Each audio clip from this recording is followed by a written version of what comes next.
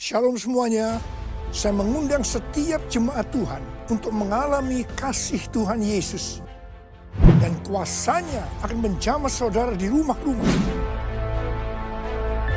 Melalui Healing Worship Online yang akan diadakan setiap hari Rabu jam 7 malam. Dimulai tanggal 8 Juli 2020 di YouTube GBI Sukawarna.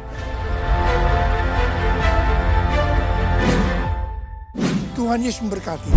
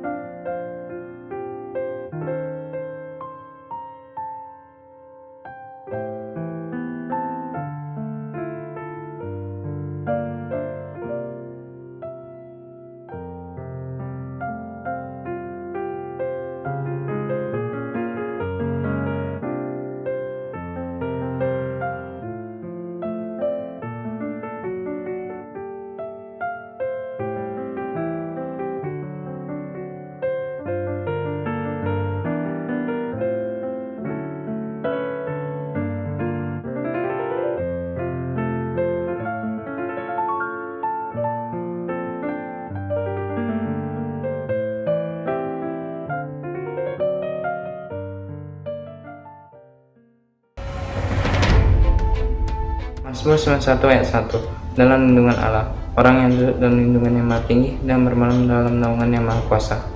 Akan berkata kepada Tuhan, tempat pelindunganku dan kubu pertahananku, Allahku yang kupercaya. Sungguh, Dialah yang akan melepaskan engkau dari jeratan penangkap burung, dari penyakit sampar yang busuk. Dengan tepatnya ia akan melindungi engkau, di bawah sayapnya engkau akan berlindung. kesetiaannya ialah perisai dan pagar tembok. Engkau tak usah takut terhadap dahsyat malam, terhadap panah yang terbang di waktu siang, terhadap penyakit sampar yang berjalan di dalam gelap, Terhadap penyakit menular yang mengamuk di waktu petang. Walau 1000 orang tegak di sisimu, dan 10.000 di sebelah kananmu, tetapi itu tidak akan menimpamu. engkau hanya akan menontonnya dengan matamu sendiri dan melihat pembalasan terhadap orang-orang fasik. Sebab Tuhan ialah tempat perlindunganmu dan yang maha tinggi telah kau buat sebagai tempat perteduhanmu. Malapetaka tidak akan menimpa kamu dan tulah tidak akan datang kepada kemahmu. sebab malaikat-malaikatnya akan diperintahkannya kepadamu Untuk menjaga engkau di segala jalan-jalanmu. Mereka akan menantang engkau di atas tangannya supaya kakimu jangan terantuk kepada batu. Singa dan ular tedung akan kau langkahi. Engkau akan menginjak anak singa dan ular naga. Sungguh hatinya melekat kepadaku, maka aku akan meluputkannya. Aku akan membentenginya sebab ia mengenal namaku. Bila ia berseru kepadaku, aku akan menjawab. Aku akan menyertai dia dalam kesesakan. Aku akan meluputkannya dan memuliakannya. Dengan panjang umur akan kukenyangkan dia dan akan kuperlihatkan kepadanya keselamatan daripadaku.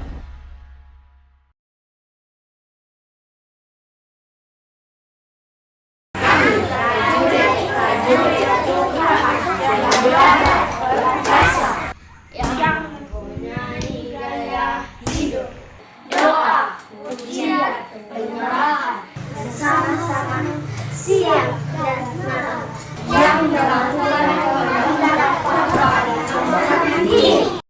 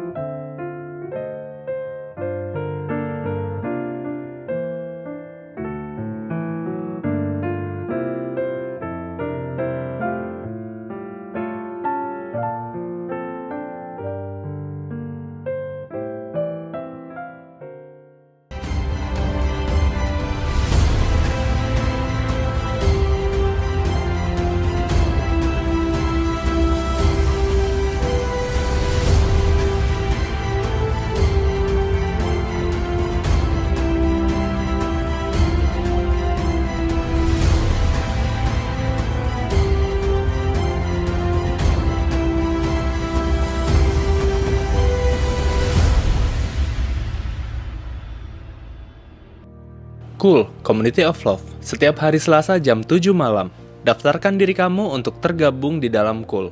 Di dalam Cool, kita dapat bersatu hati, tumbuh bersama, dan memenangkan jiwa. Doa puasa setiap hari Sabtu jam 10 pagi melalui aplikasi Zoom. Ibadah raya setiap hari Minggu jam 10 pagi.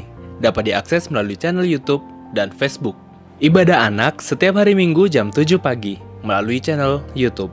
Persembahan dapat dilakukan dengan cara transfer atau dengan cara scan QR Code melalui aplikasi digital payment, OVO, GoPay, Dana, Link Aja, Mobil BCA, ShopeePay, dan lain-lain. Mari membawa persembahan persepuluhan bersama-sama setiap minggu kedua yang dapat dilakukan dengan cara transfer maupun digital payment. Setiap minggu ketiga, kita juga akan membawa persembahan diakonia yang dapat dilakukan melalui transfer maupun digital payment.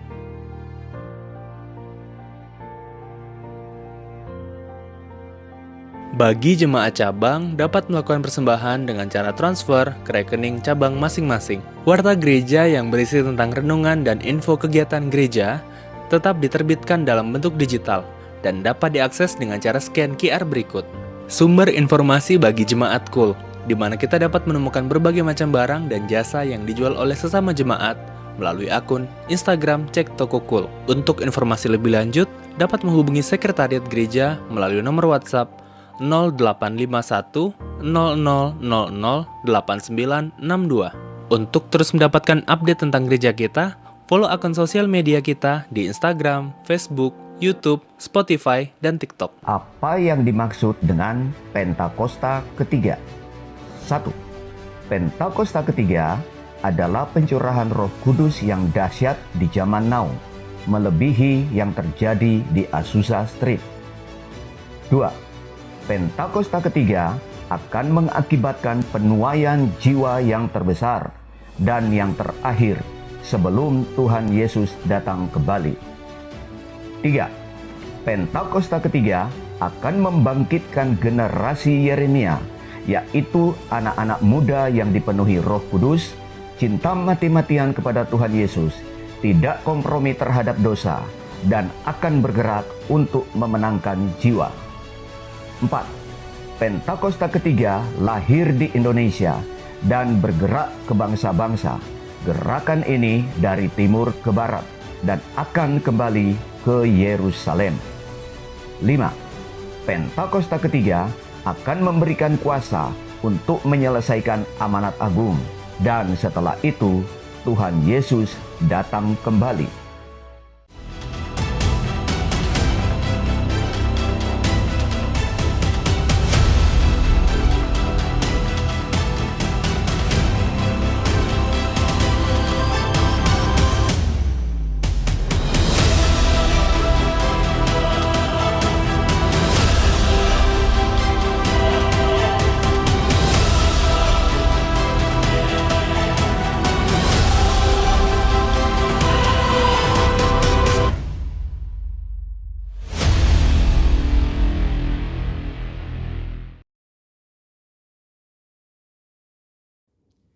Shalom Bapak Ibu Saudara, kita terus percaya dan perkatakan bahwa tahun 2021 adalah tahun integritas.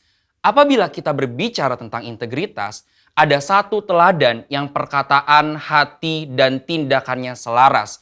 Pribadi spesial inilah yang menjadi tema Voice of Pentecost hari ini, yaitu Jesus, the Man of Integrity. Bagi orang percaya, membangun integritas sama halnya dengan hidup sama seperti Yesus telah hidup. Mari kita lihat apa saja yang Yesus lakukan. Yang pertama, perkataan dan tindakan Yesus. Sekalipun Yesus sedemikian sempurna, tidak semua orang itu menyukainya. Banyak yang ingin mendengar khotbah Yesus justru untuk menjebaknya. Mereka berusaha mencari-cari kesalahan Yesus. Akan tetapi, pada akhirnya, perkataan Yesus tidak pernah dapat dibantah. Mengapa demikian? Karena Yesus selalu mempraktekkan apa yang ia katakan. Yesus tidak hanya jago khotbah, tetapi dia melakukan dan menghidupi firman. Dalam Matius 23 ayat 3, Yesus menyindir ahli-ahli Taurat dengan mengatakan kepada orang banyak, "Sebab itu, turutilah dan lakukanlah segala sesuatu yang mereka ajarkan kepadamu. Tetapi janganlah kamu turuti perbuatan-perbuatan mereka, karena mereka mengajarnya tetapi tidak melakukannya." Yang kedua, sumber perkataan dan tindakan Yesus. Dalam Yohanes 12 ayat 49, Yesus mengatakan demikian, "Sebab aku berkata-kata bukan dari diriku sendiri, tetapi Bapa yang mengutus aku. Dialah yang memerintahkan aku untuk mengatakan apa yang harus aku katakan dan aku sampaikan." Selama hidupnya di bumi, Yesus tidak pernah mengatakan sesuatu dari dirinya sendiri. Ia sungguh-sungguh memastikan bahwa semua perkataan dan tindakannya itu bersumber dari Bapa. Dia tidak mengatakan sesuatu untuk kepentingannya pribadi, tetapi untuk kerajaan Allah. Yesus juga selalu memastikan bahwa semua yang dia lakukan sesuai dengan kehendak Bapa. Dengan cara demikian, Yesus sungguh-sungguh menjaga integritasnya. Yang ketiga, aplikasi perkataan dan tindakan Yesus. Kita sudah melihat bagaimana Yesus sungguh-sungguh menjadi man of integrity. Di dalam Alkitab, ada beberapa tindakan Yesus dalam mengaplikasikan kehidupan yang berintegritas. Pertama, ketika menghadapi pencobaan, Yesus menolak untuk mengubah batu menjadi roti. Bukan masalah sanggup atau tidak sanggup, tetapi karena ini adalah rencana iblis. Ingat saudara, Yesus hanya mau melakukan kehendak Bapa. Kedua, menghadapi yang membutuhkan. Yesus tidak membeda-bedakan orang ketika memberikan pertolongan. Ketika ada seorang perempuan non-Yahudi yang memohon dengan sangat agar anaknya disembuhkan, Yesus tetap memberi pertolongan. Ketiga, menghadapi yang menjebak. Sepanjang perjalanan pelayanan Yesus sering dibanjiri dengan pertanyaan-pertanyaan jebakan. Tetapi Yesus selalu dapat menjawab dengan sangat tepat. Hal ini terjadi karena Yesus sungguh-sungguh berkata-kata hanya dari Bapa. Keempat, menghadapi yang berdosa. Ketika Yesus disalib, ia masih sempat berdoa dengan tulus kepada Bapa, sesuai dengan apa yang dia ajarkan selama ini mengenai pengampunan. Doanya, ya Bapa, ampunilah mereka sebab mereka tidak tahu apa yang mereka perbuat. Ini berarti Yesus tetap memegang integritasnya bahwa pengampunan tersedia bagi semua orang yang meminta ampun, sekalipun bagi mereka yang menyalibkan Yesus. Bapak Ibu Saudara, integritas adalah sesuatu yang dibangun. Oleh sebab itu, sesuai dengan visi yang Tuhan sudah beri bagi gereja kita, mari sepanjang tahun ini kita membangun integritas dengan cara hidup seperti Yesus telah hidup. Saudara, untuk penjelasan lebih lengkapnya dari tim teologi kami, silakan membuka link yang ada di atas atau scan QR Code yang tersedia. Salam integritas. Tuhan Yesus memberkati.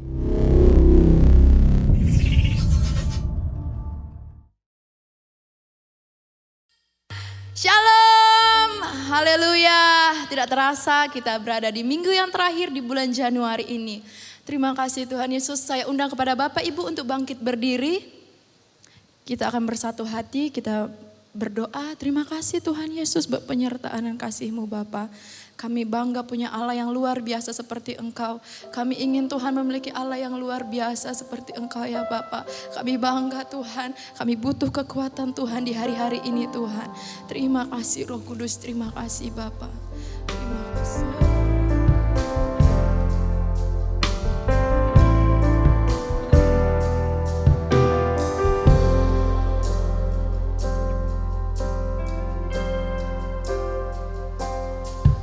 Kekuatan di hidupku, ku dapat dalam Yesus. Dia tak pernah tinggalkanku,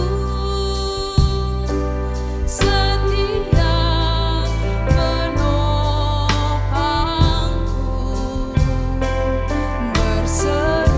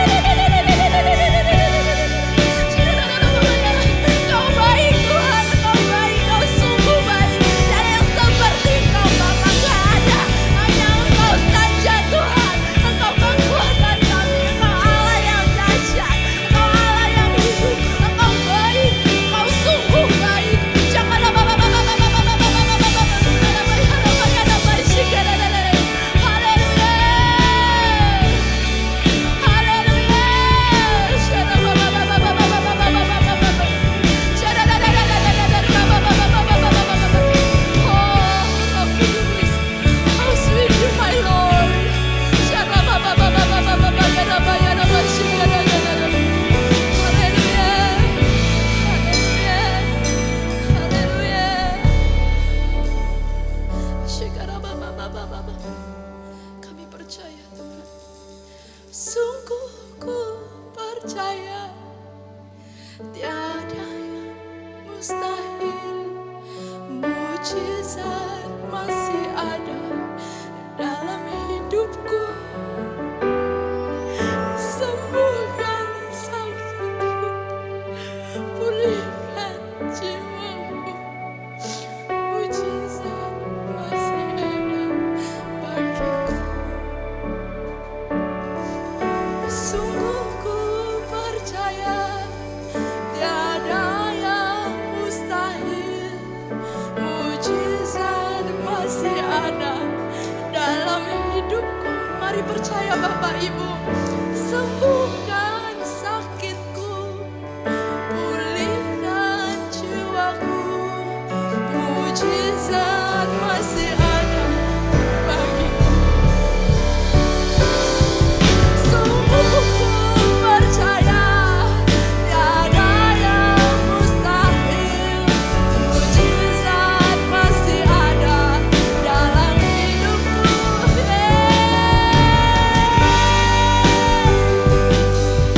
Pulihkan jiwaku. Mujizat masih ada bagiku. Mujizat masih ada. Mujizat masih ada bagiku. Mujizat masih ada. Mujizat masih ada bagiku. Haleluya. Haleluya. Sungguh kami percaya dan sungguh kami bersyukur. Engkau Allah yang setia, Allah yang tidak pernah tinggalkan kami, Allah yang terus menjagai kehidupan kami, bahkan memberkati kami, sehingga kami boleh ada sebagaimana kami ada hari ini. Kami boleh masuk di dalam ibadah kami, semua karena anugerah Tuhan. Terima kasih Bapa, terima kasih Tuhan Yesus. Ini kami umat-Mu, ini kami gereja-Mu. Kami mau mengangkat tangan, kami mau berdoa bagi bangsa kami Indonesia. Kami berdoa bagi bangsa kami tercinta. Kami berdoa di dalam nama Yesus. Engkau Allah yang terus akan menjagai bangsa ini Bapa. Sekalipun hari-hari ini kami melihat sedang banyak terjadi goncangan di beberapa daerah. Baik itu banjir, gempa bumi Tuhan, tanah longsor. Kami berdoa kuatkan dan teguhkan mereka Bapa. Berkati pemerintahan bangsa ini. Berkati Tuhan yang sedang menangani gempa, bencana alam yang ada. Engkau Allah turut bekerja untuk mendatangkan kebaikan. Engkau memberkati umat Tuhan. Engkau memberkati rakyat Indonesia. Engkau jagai mereka. Kuatkan dan teguhkan mereka Bapa. Terima kasih Yesus. Kami berdoa bagi pemimpin bangsa ini Tuhan. Kami berdoa bagi presiden kami Bapak Jokowi. Wakil presiden kami Bapak Ma'ruf Amin Tuhan. Berikan kepada mereka hikmat-Mu Tuhan. Berikan pada mereka roh takut tangan Tuhan. Kami percaya apapun mereka putuskan di dalam kebijakan-kebijakan, semuanya mendatang kesejahteraan bagi rakyat Indonesia. Kemajuan bagi bangsa ini dan pemulihan bagi bangsa ini. Berkati aparat pemerintahan dari pusat sampai ke daerah Tuhan. Satukan mereka di dalam nama Yesus. Dari Sabang sampai Merauke, dari Sangir Talaut sampai Pulau Rote. Kami sungguh yakin ada dalam perlindungan Tuhan. Karena kami gereja Tuhan mengangkat tangan melepaskan berkat, melepaskan doa-doa kami. Sehingga bangsa ini tetap ada dalam lindungan Allah. Bangsa ini pasti dipulihkan. Dan bangsa ini pasti menjadi berkat bagi bangsa-bangsa. Terima kasih untuk Indonesia Tuhan. Terima kasih Roh Kudus. Saat ini kami juga berdoa bagi para pemimpin rohani kami. Kami berdoa bagi gembala pembina kami. Bapak Pendeta Dr. Insinyur Niko Nyoto Raharjo. Kami berdoa bagi keempat wakil gembala yang ada. Engkau memberkati mereka Tuhan bersama dengan keluarga mereka masing-masing.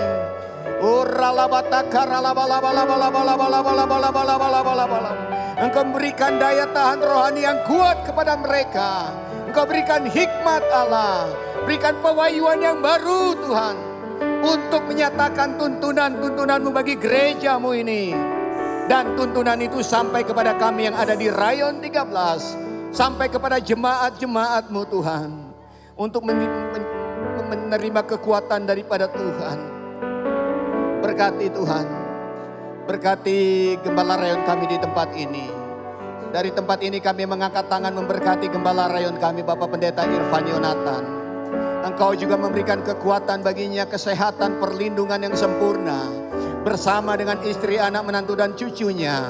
Ini pemimpin kami di Rayon 13. Engkau Allah terus akan menyertai mereka.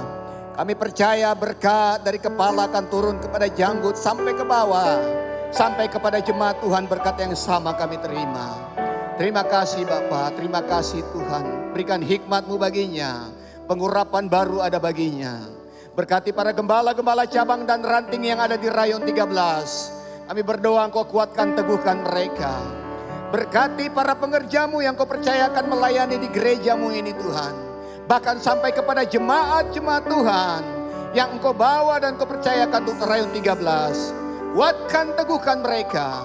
Apapun dampak yang sedang terjadi dari pandemi COVID-19 ini, setiap ketakutan, kecemasan, kekhawatiran akan keadaan hari-hari ini, kami mau patahkan, hancurkan dalam nama Yesus.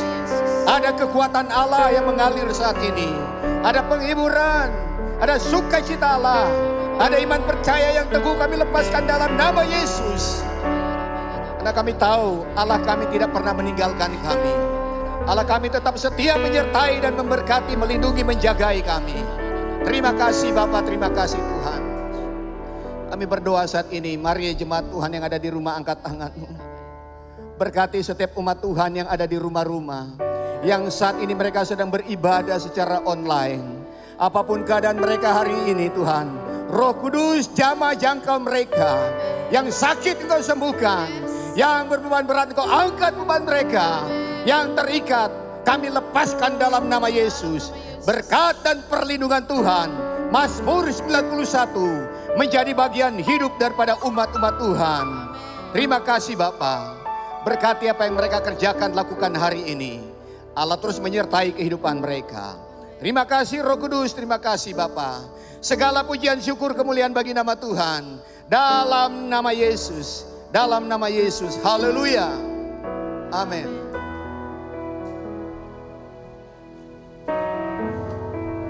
Silakan duduk Bapak Ibu.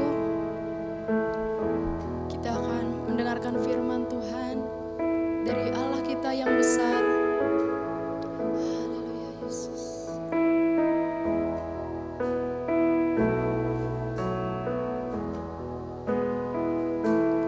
Ku hidup karena percaya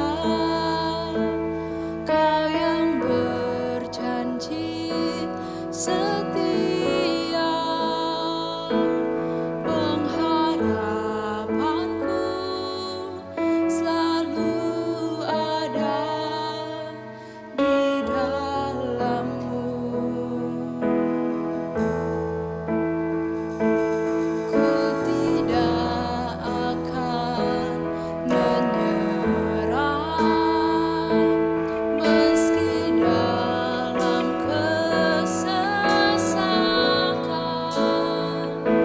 seluruh hidupku dalam genggaman-Mu. Mari kita sambut Dia, Allah yang besar. Aku punya Tuhan yang besar, yang telah berjanji dan sanggup menggenapi iman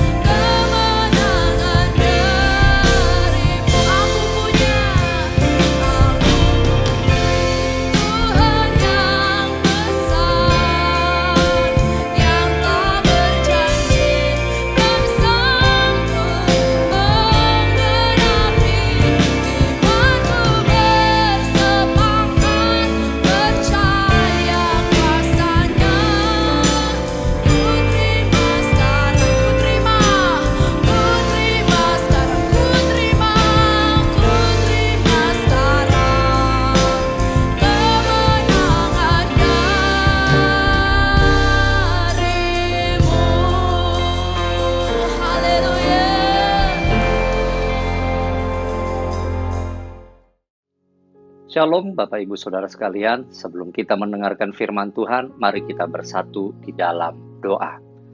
Bapa di surga, di dalam nama Tuhan Yesus Kristus, terima kasih Tuhan untuk hari Minggu ini, Engkau terus masih memberkati kami sampai hari ini. Dan sekarang Tuhan, saat kami sedang beribadah, biarlah kembali Engkau memberkati kami dengan kebenaran firman-Mu. Urapi hamba-Mu, urapi kami semua yang siap beribadah untuk mendengarkan kebenaran firman-Mu, hanya di dalam nama Yesus Kristus. Haleluya. Amin. Amin. Shalom Bapak Ibu Saudara sekalian, dimanapun Anda berada, saya percaya Anda semua dalam keadaan baik, tetap dengan penuh sukacita oleh karena Roh Kudus memenuhi kehidupan Bapak Ibu Saudara sekalian. Amin. Nah, hari ini Bapak Ibu Saudara sekalian, saya akan mengambil firman Tuhan yang diambil dari Matius 19 ayat 16-26. Dan kalau Anda suka dengan tema khotbah, maka tema khotbah saya pada hari ini judulnya adalah Memiliki Hidup. Saya percaya Anda semua jemaat Tuhan di Rayon 13 dimanapun Anda berada, Anda semua akan diperkuat, Anda semua akan penuh dengan sukacita, bertambah di dalam pertumbuhan rohani melalui firman Tuhan yang akan kita bahas pada hari ini. Mari kita buka Alkitab kita, yaitu Injil Matius, pasalnya yang ke-19 ayat 16 sampai ke-26.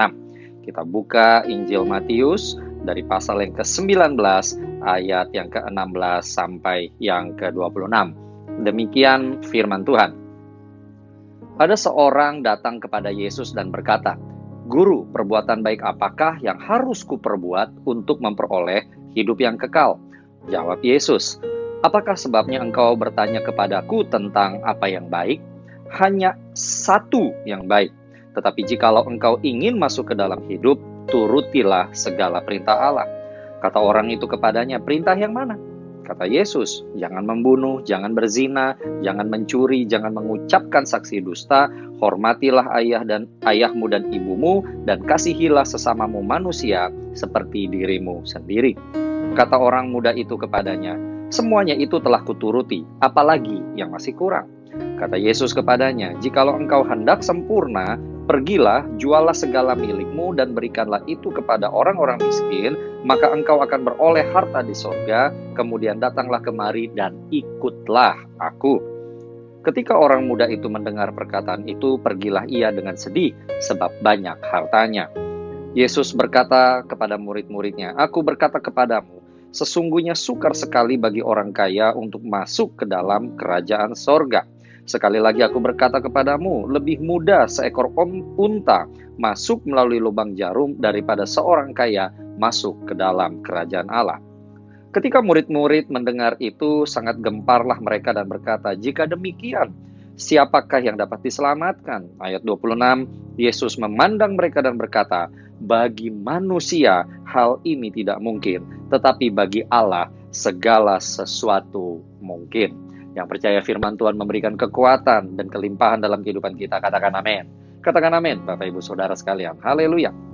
Nah, Bapak Ibu Saudara sekalian, ayat yang baru saja kita baca ini adalah suatu ayat yang cukup terkenal, suatu interaksi antara Tuhan Yesus Allah yang kita sembah dengan seorang anak muda yang tertulis tadi di dalam Matius 19 ayat 22, tapi Injil Lukas di ayatnya yang di pasal 18 ayat 18 mengatakan bukan saja ini adalah anak muda, tetapi juga seorang pemimpin.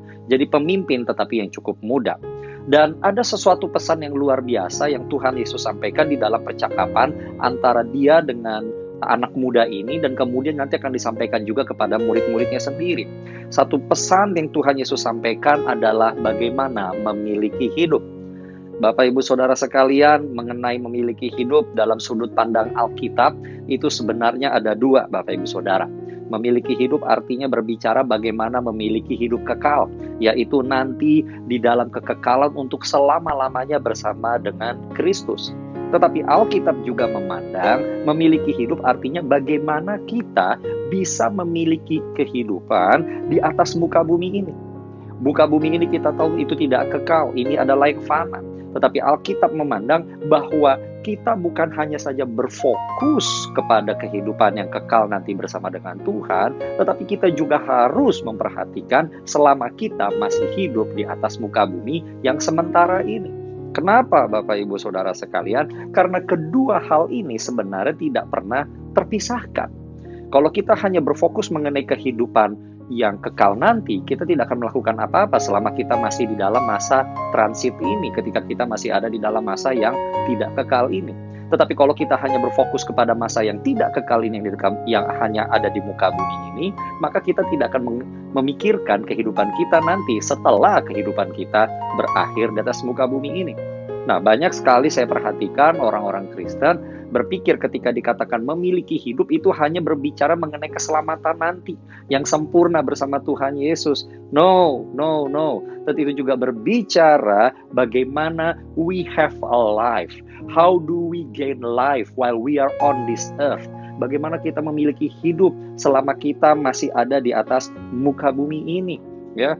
Karena banyak orang yang ternyata sekalipun hidup di atas muka bumi tidak benar-benar bisa memiliki atau menikmati hidup yang luar biasa yang Allah berikan, sekalipun hari-hari ini kehidupan kita di atas muka bumi ini tidak sempurna. Tetapi janji Tuhan adalah bahwa kita akan memiliki kehidupan kekal bersama dengan Dia, tapi kita juga memiliki kehidupan yang layak, kehidupan yang baik selama di atas muka bumi ini. Yang setuju katakan amin. Nah, Bapak Ibu Saudara sekalian, pada hari Minggu ini kita akan belajar 2 poin yang penting. 2 poin yang penting dari Matius 19 ayat 16 sampai 26. Saya harapkan Bapak Ibu Saudara tetap buka Alkitabnya dimanapun engkau berada. Kita hari ini mendengarkan firman Tuhan, tapi kita juga belajar. Kita hari ini sedikit pengajaran Bapak Ibu Saudara supaya sendi-sendi iman kita, pertumbuhan rohani kita ini menjadi bagus Bapak Ibu Saudara. Ya, poin yang pertama. Melalui pasal yang kita baca ini, Yesus kembali lagi menegaskan bahwa supaya kita bisa memiliki hidup yang kekal, hanya dapat melalui Kristus. Sekali lagi, poin yang pertama, untuk memiliki kehidupan yang kekal, itu hanya bisa kita dapatkan melalui Tuhan Yesus. Haleluya.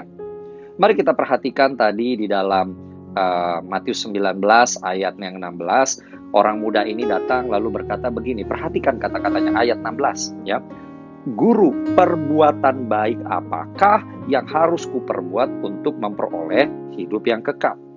Pertanyaan anak muda ini sah saja. Dia bertanya bagaimana caranya supaya memiliki hidup yang kekal. Tetapi yang menjadi salah dari pertanyaan itu adalah perhatikan ditanya perbuatan baik apakah yang harus kuperbuat untuk memperoleh hidup yang kekal. Anak muda ini dan mungkin banyak dari kita berpikir bahwa perbuatan baiklah yang akan membawa kita bisa hidup bersama dengan Tuhan selama-lamanya. Banyak orang berpikir saya harus berbuat baik untuk saya bisa menikmati sorga yang mulia. Tetapi Bapak Ibu Saudara sekalian, hari ini ayo kita mau jalan di dalam kebenaran firman Tuhan sebagaimana yang Tuhan sendiri ajarkan dan para rasul-rasul juga ajarkan kepada kita. Bahwa kita menerima kehidupan yang kekal, bahwa kita bisa masuk sorga bukan karena perbuatan baik kita, bukan karena usaha kita, tetapi semata-mata karena anugerah, semata-mata karena kasih karunia yang Allah berikan di dalam Tuhan Yesus Kristus yang kita terima dengan iman. Yang setuju katakan amin. Katakan amin Bapak Ibu Saudara. Itulah makanya kalau kita perhatikan ketika anak muda ini bertanya di ayat 16, di ayat 17 jawab Yesus adalah, apakah sebabnya engkau bertanya kepadaku tentang apa yang baik? Ya kan, hanya satu yang baik, hanya satu yang baik. Jadi begini Bapak Ibu Saudara, bukan berarti kita tidak perlu melakukan perbuatan baik. Oh tentu kita sebagai orang anak-anak Tuhan selama kita di atas muka bumi kita harus melakukan perbuatan baik.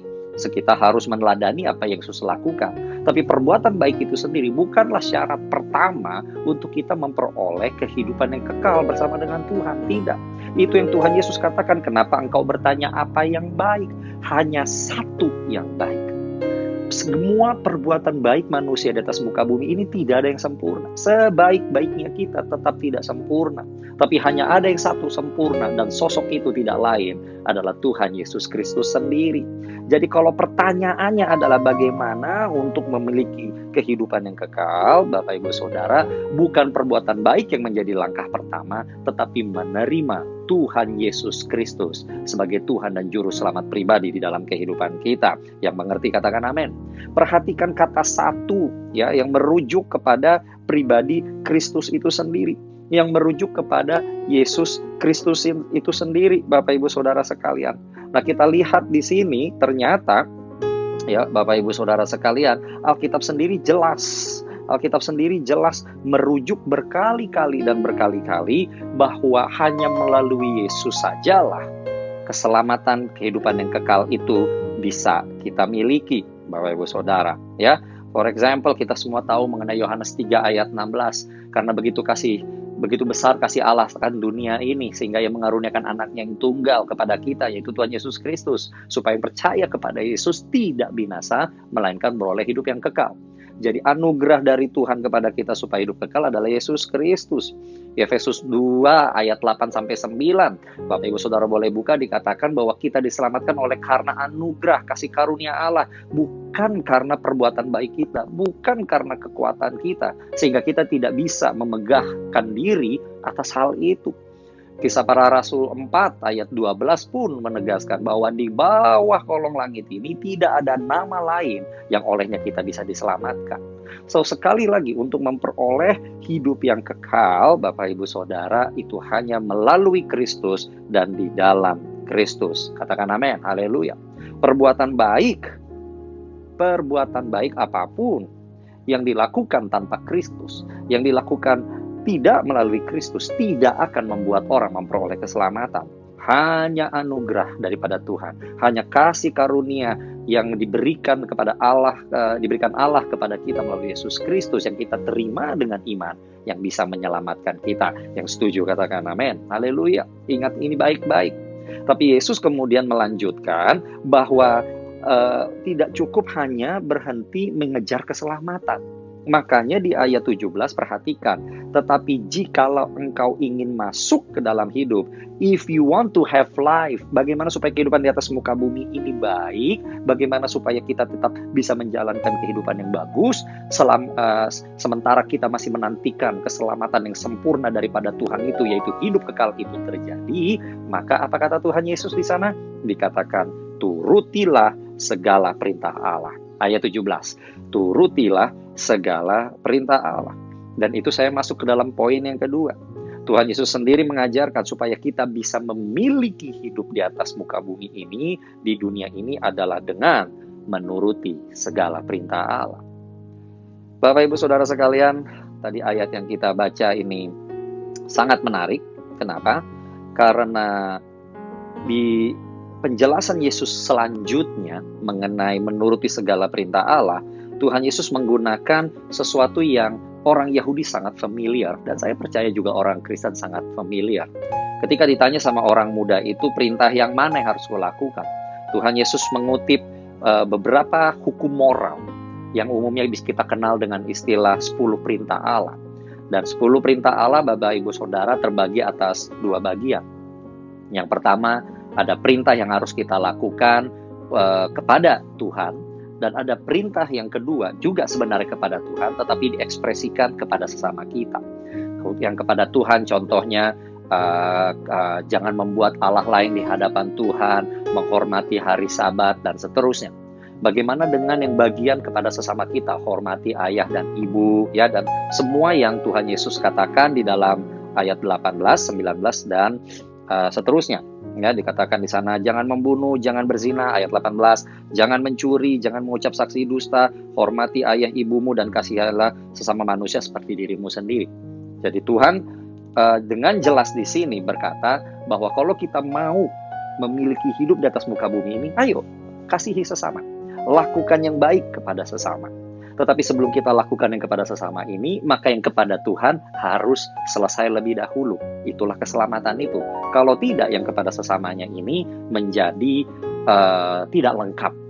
Menjadi sesuatu yang semua orang bisa lakukan, tetapi tidak memiliki makna keselamatan, Bapak Ibu Saudara. Ya. Nah, kenapa Tuhan katakan demikian?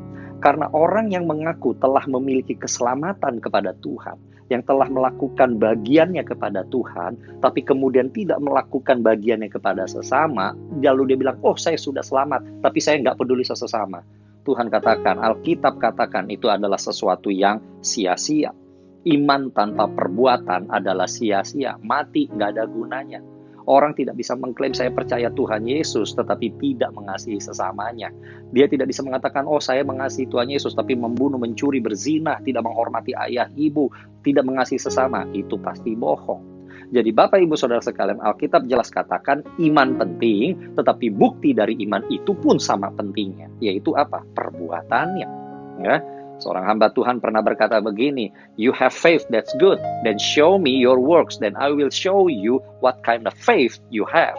Engkau berkata engkau punya iman, itu bagus. Tunjukkan kepadaku perbuatan-perbuatanmu, maka aku bisa tahu bagaimana kualitas imanmu. Wow, itu sesuatu yang luar biasa. Dan Tuhan juga sedang katakan sama anak muda ini, ayo, kalau kamu sudah lakukan bagian yang pertama ini, good. Tapi bagian yang kedua yang kepada sesama harus dilakukan. Supaya kita bisa memiliki hidup yang baik, kita memiliki hidup di atas muka bumi ini. Nah, Tuhan Yesus tanya sama anak muda ini kan. Dia bilang, yang lakukan ini, lakukan ini, lakukan itu. Ketika dilakukan itu, maka kita perhatikan sekarang. Ya, ayat 20. Perhatikan Alkitab Bapak Ibu ayat 20. Kata orang muda itu kepadanya, semuanya itu telah kuturuti. Apalagi yang masih kurang?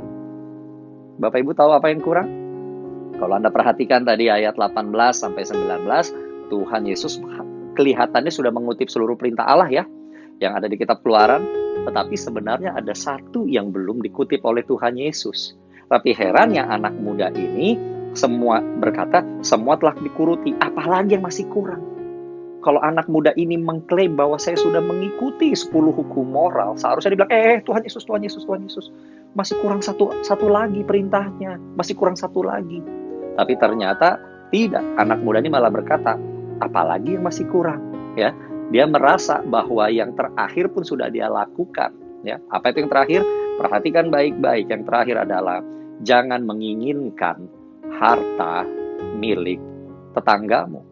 Jangan pernah memiliki suatu hasrat untuk memiliki apa yang dimiliki oleh sesamamu, menginginkan suaminya, istrinya, anaknya, hartanya, segala macam. Artinya apa? Nafsu banget dengan yang namanya kekayaan, nafsu banget dengan yang namanya harta benda. Itu. Nah, perhatikan baik-baik, Yesus nggak ngomong itu kepada anak muda itu. Apakah Yesus lupa atau tidak? Saya yakin Tuhan Yesus tidak lupa. Itu adalah pribadi Allah, itu adalah pribadi Tuhan sendiri, ya, yang memberikan hal itu kepada Musa di Sinai, sekian beratus-ratus tahun yang lalu. Tetapi Tuhan mencoba, bukan Tuhan mencoba ya, kalimatnya begini. Tuhan mengubah sedikit cara pemahaman anak muda ini mengenai ayat tersebut. Mungkin anak muda ini berkata, ya saya kan nggak ngambil harta tetangga saya nggak rebut, saya menjadi pencuri istri orang, dia nggak bilang begitu, ya kan? Saya nggak lakukan kok, yang nomor 10 itu saya tekankan. Tapi Tuhan bilang, pengertian jangan menginginkan harta sesamamu dan yang lain-lain, sebenarnya simpelnya begini. Kamu sangat tergantung dengan keuanganmu atau tidak? Apa yang menjadi fokus dalam hidupmu? Menyenangkan Tuhan baik sama sesama atau harta benda yang penting dalam hidupmu? Lihat, Tuhan menyampaikan pengertian yang perintah ke-10 itu dengan dikatakan, kalau pengen bagus, ya sudah, jual hartamu itu, pergilah, berikan pada orang miskin, lalu kamu datang kemari dan ikutlah aku. Lihat ayat 21. Ya. Apakah melalui ayat 21 ini artinya Tuhan menghendaki supaya orang itu menjadi miskin, kita semua harus miskin supaya masuk ke surga? Tidak. Kalau Tuhan memang menghendaki bahwa kita semua ini harus miskin untuk masuk ke surga, ngapain Tuhan ngajarin sejak dari zaman perjanjian lama sampai perjanjian baru untuk kita minta berkat sama Tuhan? Untuk apa Tuhan memberikan berkat keimaman? Untuk apa Tuhan menjanjikan bahwa Dia akan menuruti segala yang kita butuhkan menurut kemuliaan dan kekayaannya? No. Nggak seperti itu. Kita tidak memandang bahwa semakin miskin seseorang, semakin suci dia. Dan semakin banyak harta seseorang, semakin tidak kudus dia. No, kekristenan tidak melihat hal seperti itu. Tetapi di dalam Alkitab jelas Tuhan berkata bahwa dalam hidup manusia ini pada akhirnya kita mau memilih ngikuti Tuhan atau ngikuti mamon. Ya. Di sini mungkin Anda rada shock. Tuhan tidak pernah menganggap iblis itu adalah musuh yang setara dengan dia. Enggak. Tuhan tidak pernah menganggap itu. Iblis gampang sekali untuk dikalahkan. Tetapi di hadapan Tuhan, Tuhan melihat ternyata bagi manusia, saingan Tuhan yang terbesar itu adalah mamon. Itu adalah keuangan. Manusia bisa dengan sangat mudah melupakan Tuhan demi mengejar uang. Berapa banyak yang orang berkata, udah kalau gereja-gereja deh, tapi kalau di dunia bisnis, di dunia kerja, jangan bawa-bawa Tuhan. Kalau di sini homo lupus, manusia jadi serigala bagi sesamanya. Jangan bawa-bawa yang namanya suci dan kudus, jangan deh, itu nama orang aja, Ibu Suci dan Pak Kudus, ngomongnya begitu. Tapi kalau sudah dunia kerja, bisnis, jangan, hajar. Lihat, ternyata Alkitab sudah berkali-kali mengingatkan bahwa musuh dari Tuhan, musuh dari kehidupan rohani kita adalah kepada siapa kita ini hari-hari ini terikat. Apakah kita terikat kepada Tuhan atau kepada mamon? Nah, disinilah makanya Yesus pengen ngecek kepada anak muda yang pemimpin ini, dia terikat pada hartanya atau dia sungguh-sungguh pengen melekatkan dirinya kepada Tuhan. Makanya disuruh bilang, jual, lalu bisa ikut aku. Tapi anak muda ini bukannya nego gitu ya, bukan apa-apa. Begitu mendengar langsung pergi. Di ayat 22, sebab banyaklah hartanya. Ternyata kenapa dia tidak mau lepas dari hartanya itu, Bapak Ibu Saudara sekalian. Lihat, jadi pertanyaannya sekarang, kalau kita mau hidup di atas muka bumi ini, satu, tentu kita harus memiliki pertama keselamatan dulu, yang kedua memiliki hubungan yang baik kepada sesama kita. Tapi bahkan dari sesama itu, pada akhirnya Tuhan bilang, kamu keterikatannya kemana? Kepada dunia ini, sesama ini, atau kepada Tuhan. Makanya 10 perintah Allah yang terakhir, jangan menginginkan harta milik sesamamu, ditempatkan yang terakhir. At the end of the day, kita hidup di atas muka bumi ini, kita juga tetap harus tegas, kita ini hidup untuk orang lain, kita ini hidup untuk diri kita, atau kita hidup untuk Tuhan. Anda mengerti maksudnya di sini? Anda ngerti ya? Lihat, itulah makanya Tuhan bilang, ya kan, ini caraku kalau kamu mau ikut aku, jual dan yang lain-lain. Ya. Dan kelihatannya kayaknya nggak masuk akal banget ya. Tapi percaya, bukan maksud Tuhan membuat kita miskin. Enggak. Cuma pertanyaan di sini, kalau Tuhan minta untuk kita melakukan sesuatu yang menurut kita itu bukan cara yang lazim di dunia. Itu bukan cara yang lazim di dalam bisnis. Itu bukan cara yang lazim di dalam pekerjaan. Tetapi itu caranya Tuhan, dan Tuhan minta. Anda mau melakukannya tidak? Anda mau melakukannya tidak? Lihat semua murid-muridnya Tuhan Yesus. Petrus itu nelayan. Jangan pikir dia miskin ya Bapak Ibu Saudara. No. Coba baik-baik. Dulu lihat nelayan yang sukses. Dia punya perahu. Waktu dia, ingat pas itu Bapak Ibu Saudara, waktu pertama kali Tuhan Yesus ketemu Petrus, Petrus lempar ikan. Sampai harus panggil kapal yang lain. Dia punya network dengan kapal-kapal nelayan yang lain. Lihat rasul-rasul yang lain, ada yang dokter, ada yang ahli keuangan, ya kan, dan yang lain-lain, ada yang mantan tentara, orang-orang sukses, Bapak Ibu Saudara, tetapi mereka meninggalkan semuanya itu untuk mengikuti Yesus. Adakah mereka kekurangan? Tidak, mereka tetap berkecukupan. Kalau seandainya mereka berkekurangan dan tidak berkecukupan, bagaimana mereka mau menjalankan, Bapak Ibu Saudara, kegiatan misi dan mengabarkan Injil? No. Bagaimana mereka bisa menyewa kamar loteng di atas? For example, contohnya untuk mereka menantikan pencurahan Roh Kudus, ya, pekerjaan Tuhan di atas muka bumi ini tetap membutuhkan biaya dan dana, Bapak Ibu Saudara. Tapi tidak pernah di dalam Alkitab dikatakan bahwa semakin miskin semakin benar, kalau semakin kaya semakin tidak benar. Tidak demikian. Itulah makanya Petrus sendiri katakan kan, ketika kalau Anda baca, ya, selanjutnya dari Matius 19, 27 tadi kita belum baca, 27 Petrus menjawab, ya kan, kami ini telah meninggalkan segala sesuatu dan mengikut Engkau. Jadi apakah yang akan kami peroleh? Perhatikan baik-baik, Petrus berkata sana, mereka sudah meninggalkan segala-galanya hanya untuk mengikuti Tuhan Yesus. Wow. Bapak Ibu Saudara sekalian, kita masih ada di era pandemi COVID-19.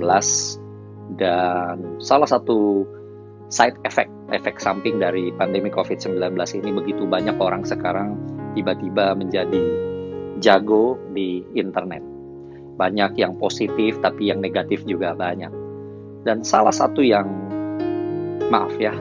yang paling saya terganggu adalah setiap kali kalau ada hamba-hamba Tuhan gitu ya, dia cukup eksis di internet. Saya mungkin juga salah satunya, boleh dikatakan demikian, tapi ya nggak terlalu besar, tapi ada lah ya. Lalu selalu aja ada barangkali yang bilang, coba nih saya mau tahu kalau hamba-hamba Tuhan disuruh jual hartanya dan bagikan pada orang miskin, mau atau tidak? Saya jawab, hamba Tuhan pasti mau. Pasti mau. Cuma masalahnya yang ngomong itu bisa mastiin nggak bahwa perintah yang sama juga diberikan kepada hamba Tuhan. Hamba Tuhan hanya melakukan apa yang Tuhan perintahkan. Mayoritas begitu. Ya kan, saya percaya. Ya kan? Dan banyak yang justru meninggalkan hartanya demi mengikuti Yesus. Dia pengusaha yang sukses, tapi kemudian semuanya itu dianggap hina karena dia telah menemukan keselamatan daripada Tuhan. Ya kan? Banyak hamba Tuhan yang tadinya pengusaha sukses, tapi dia tinggalkan itu semua lalu melayani Tuhan. Padahal lebih banyak chancesnya barangkali untuk dia sukses di dunia pekerjaan. Anda silakan cek sendiri. Begitu banyak pendeta yang sekalipun pendeta juga masih pengusaha. Kenapa? Karena Tuhan bilang, enggak, kamu jadi pendeta, kamu melayani Tuhan sepenuh hati, tapi perusahaanmu juga sepenuh hati. Kenapa? Karena jemaatku masih belum sanggup secara keuangan. Tapi kamu yang bekerja untuk mencukupi apa yang dibutuhkan oleh gereja. Itu yang Paulus lakukan. Anda pikir Paulus tidak berusaha? Oh, dia hamba Tuhan yang luar biasa, tapi dia masih membuat tenda. Sekarang barangkali itu equal dengan yang namanya real estate. Lihat berapa banyak hamba Tuhan yang sudah sukses di dalam dunia kerja, tetapi kemudian memilih untuk meninggalkan segala sesuatu dan melayani Tuhan dan jemaatnya. Dan kalau hari ini hamba Tuhan ternyata Tuhan berikan berkat kepada mereka untuk mereka bisa menjalani apa yang Tuhan tuh suruhkan kepada mereka, tugaskan kepada mereka, kenapa banyak orang kemudian menjadi terganggu akan hal itu? Di sini Bapak Ibu Saudara, saya sedang mengajak Anda, saya sedang mengajak Bapak Ibu Saudara untuk memiliki paradigma yang benar, untuk memiliki cara pandang yang benar, ya kan?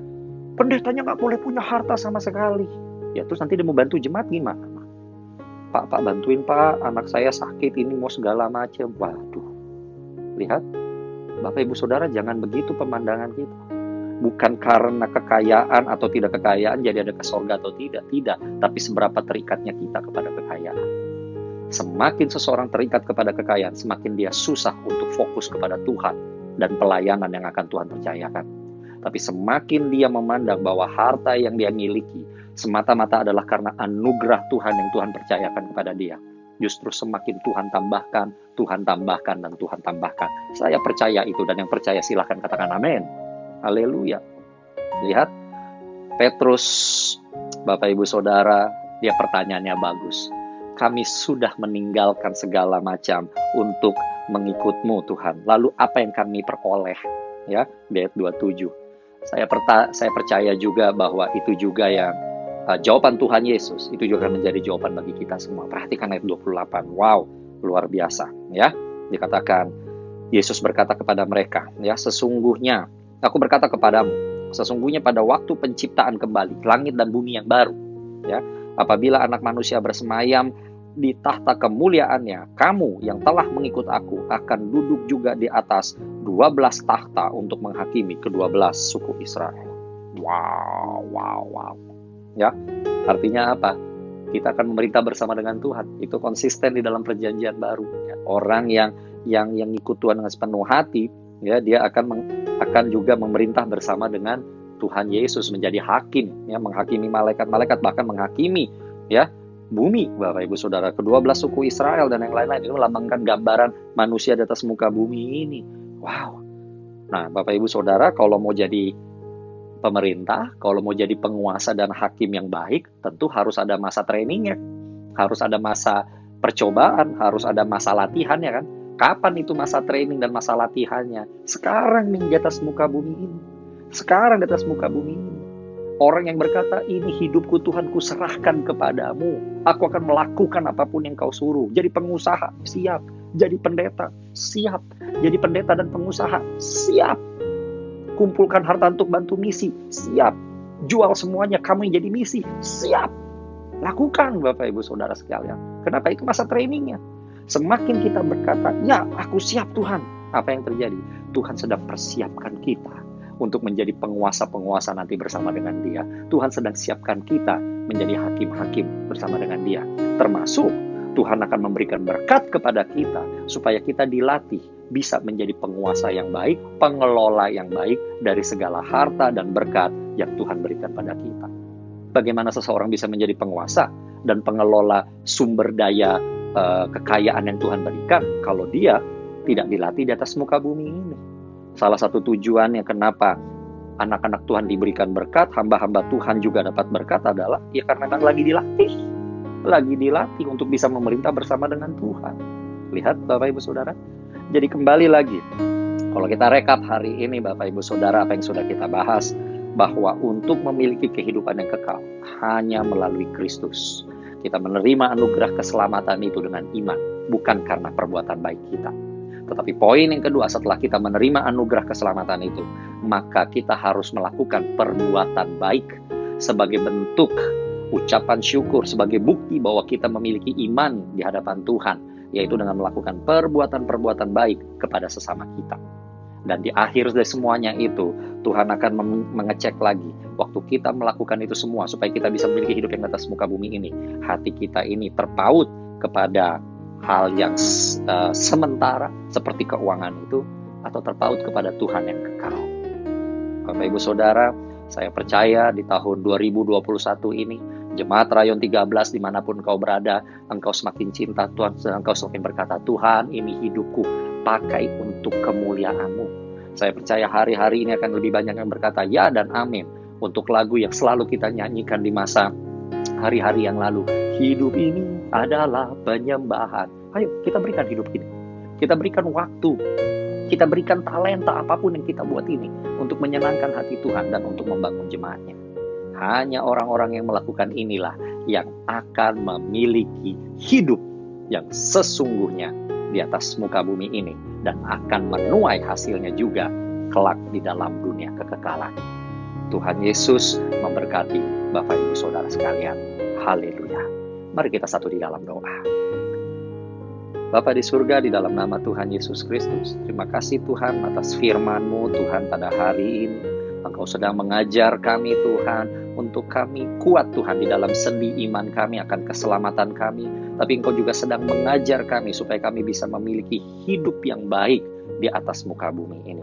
Terima kasih Bapa di surga. Ajar kami untuk selalu melihat, mempelajari pengajaran daripada Tuhan Yesus dan mengikutinya ya Tuhan. Karena di dalam Yesuslah kami memiliki segala janji, segala sesuatu yang kami butuhkan untuk kami dapat memperoleh hidup di dalam dunia ini. Terima kasih Bapa di surga. Hamba-Mu terbatas di dalam kata-kata, hamba-Mu jauh dari sempurna, tapi Engkau yang sempurna ya Tuhan. Maka berbicaralah secara pribadi kepada anak-anak-Mu ini ya Tuhan, sehingga mereka tahu apa yang harus mereka lakukan, sekalipun sedang masih ada di tengah-tengah pandemi COVID-19 sampai hari ini. Tuhan, kami berdoa supaya anak-anak-Mu yang beribadah pada hari ini, semuanya Engkau jaga, rawat, bela, dan lindungi, jauhkan dari malapetaka, biarlah mereka semua tetap sehat, keluarga tetap sukacita, dan semuanya memuliakan Engkau. Terima kasih Bapa di surga. Segala hormat, pujian, ucapan syukur kami naikkan hanya di dalam nama Yesus Kristus. Haleluya. Amin. Amin.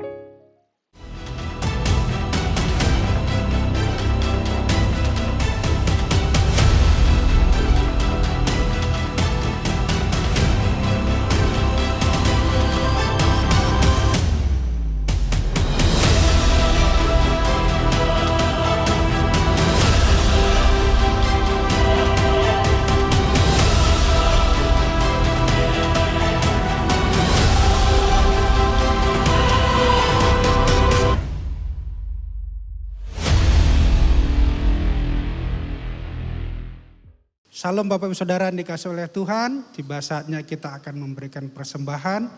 Persembahan Bapak Ibu Saudara dapat disampaikan melalui nomor rekening yang tertera di layar kaca ataupun melalui nomor QR Code yang juga tertera di layar kaca. Sebelumnya mari kita datang berdoa. Bapa di surga, kami sungguh bersyukur untuk kebaikan dan kemurahan-Mu dalam hidup kami. Pemeliharaan-Mu tidak henti-hentinya Tuhan kami rasakan dan kami alami. Tuhan, hampir 1 tahun pandemi sudah berjalan, tetapi Engkau tetap memberikan napas kehidupan kepada kami. Engkau pelihara kami, Engkau jagai kami, bahkan Engkau cukupkan segala yang apa kami perlukan. Bapa, kami sungguh bersyukur. Tuhan, hari ini kami ingin menyampaikan yang terbaik yang bisa kami berikan kepada Tuhan. Tuhan, ajari kami memberi dengan sukacita. Ajari kami memberi sebagai bentuk integritas yang akan kami jalani selama tahun 2021 ini. Terima kasih Bapa di surga, di dalam nama Tuhan Yesus kami memberi dengan sukacita. Haleluya, amin. Selamat memberi, Tuhan Yesus memberkati.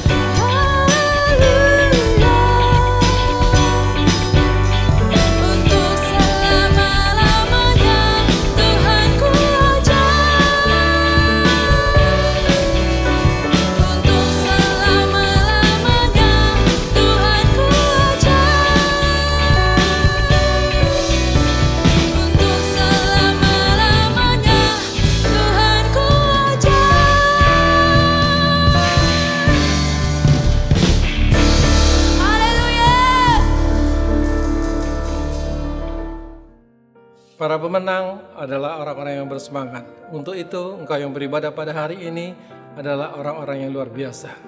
Untuk itu juga kita menerima berkat yang turun dari surga. Mari kita sama-sama mengangkat kedua belah tangan kita tinggi-tinggi dan kita terima berkat dari Allah Bapa yang turun dari surga. Dan Tuhan pun menghadapkan wajahnya kepadamu dan memberi kau damai sejahtera. Maka terimalah berkat itu, janji-janji Allah, berkat damai sejahtera dan sukacita, serta perlindungan dan pertolongan dan anugerah yang melimpah-limpah dari Allah Bapa bersama Putranya tunggal, yaitu Tuhan kita Yesus Kristus, dan persekutuan yang indah yang manis bersama Roh Kudus, mulai hari ini dan sampai selama-lamanya. Mari saudara terkasih dalam Tuhan yang diberkati, sama-sama kita katakan amin. Tuhan Yesus memberkati dan selamat hari Minggu. Aku punya Tuhan yang besar, yang tak berjanji dan sanggup menggenapi imanku, bersepakat percaya kuasa-Nya. Ku terima sekarang kemenangan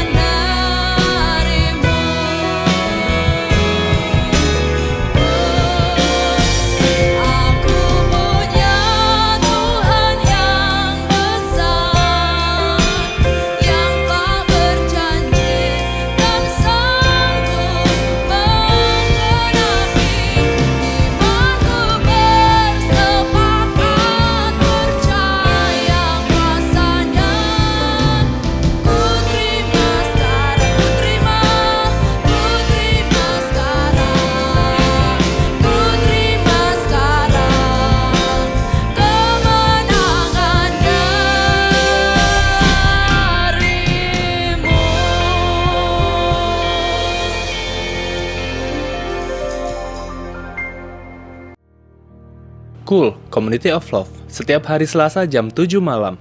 Daftarkan diri kamu untuk tergabung di dalam Cool.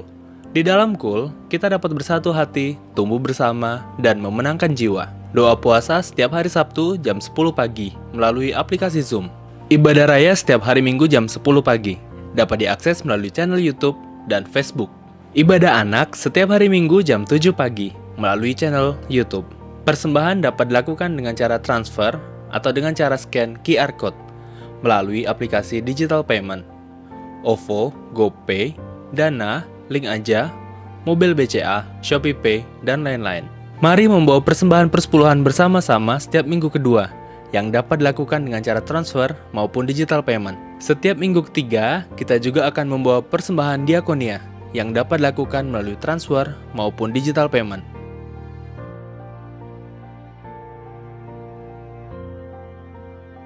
Bagi jemaat cabang dapat melakukan persembahan dengan cara transfer ke rekening cabang masing-masing. Warta gereja yang berisi tentang renungan dan info kegiatan gereja tetap diterbitkan dalam bentuk digital dan dapat diakses dengan cara scan QR berikut.